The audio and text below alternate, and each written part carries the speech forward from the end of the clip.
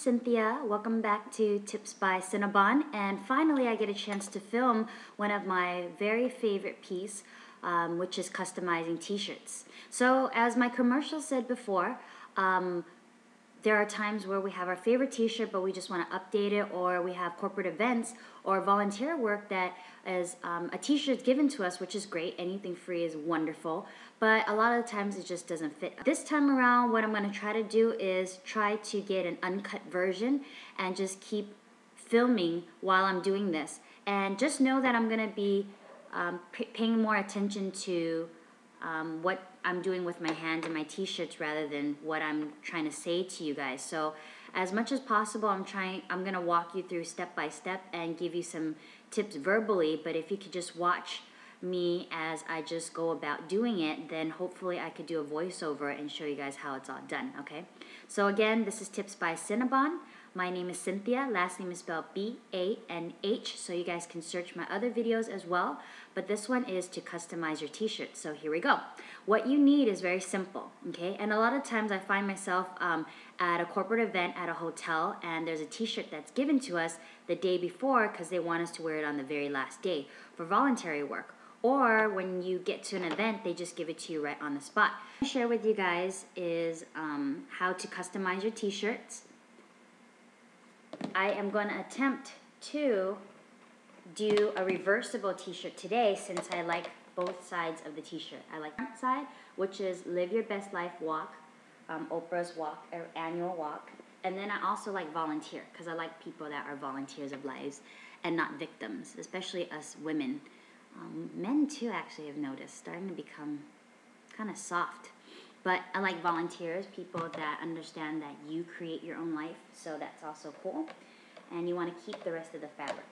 Do not throw anything away until you're done, because you never know what you can use. Again, pair of scissors, safety pins. You can have a box of it, or just have a couple of them sparingly, and we're ready to go. So here we go. What I think I'm going to do today is do a halter top, and again, try to do a reversible one.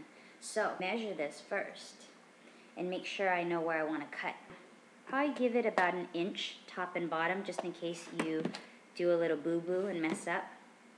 Start off right there. Because if anything, what you can do is hide the fact that this is a customized t-shirt and fold down the part that you cut. So then that way it just looks like it's all one solid piece without having any ridges or whatnot. The main thing is not to throw any fabric away until the very last piece or after you put the whole ensemble on, because you never know what you can do with the extra fabric.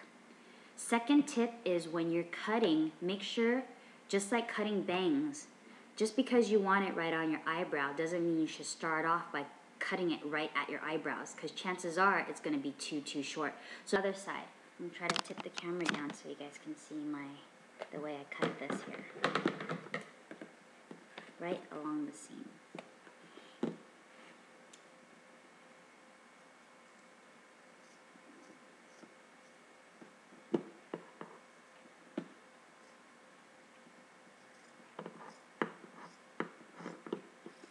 Oh, I did a better job on the other side, but it's okay.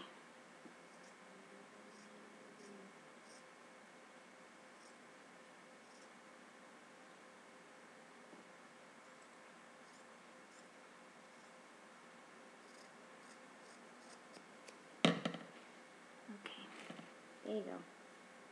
Reserve the front part, the back side. So far, so good. Simple enough. Okay, so now that I kind of measured it, creased it down like I showed you earlier. And then ironing work, we're going to iron later after we do the finished piece. You can iron before too, just so that you have a good idea of what you're working with. But at this point,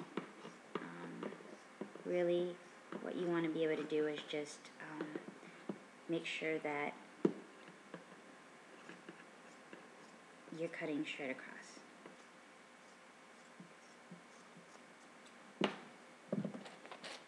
Okay, there we go. So I still have volunteer in the back, and I still have Oprah up in front.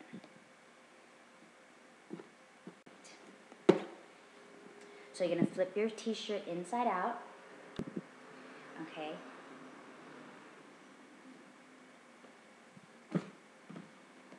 just with a little tug, I'm going to use this to measure without having to put it on my body, measure it, look in front of the mirror. Today I'm just going to use a shirt that I know fits well, that hugs my body well, that has a nice stretch to it, and put that down. Here, I'm going to show the logo so that I know where the center is.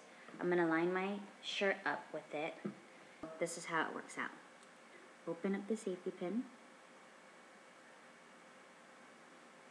And what you're going to do, grab the piece of fabric, and you're going to go down. Right? That's the other side of it.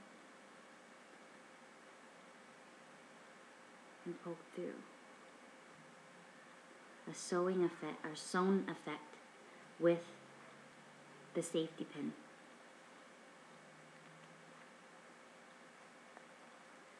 This is going to be inside of the shirt so no one can tell, because once you fasten it and you have something like this, you're going to flip it around and it's going to give you a sewn, or it's going to give you a ruching effect. See that? And no one can even tell. Especially if you just wear it one time, no one can tell. And they're going to be amazed how the hell you did it. So the point of it is make sure that the t-shirt isn't too tight, because if it is, what's going to happen is it's going to pull and you can see it. So make sure you give a little bit of slack so when you wear it, it'll just be something easy like this. Folding it down. So I'm going to go off like about an inch down and start off there.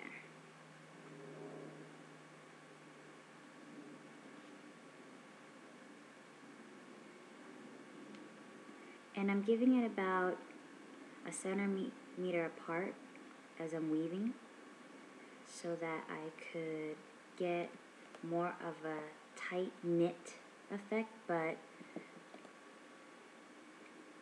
I could also have some flexibility with the fabric as well.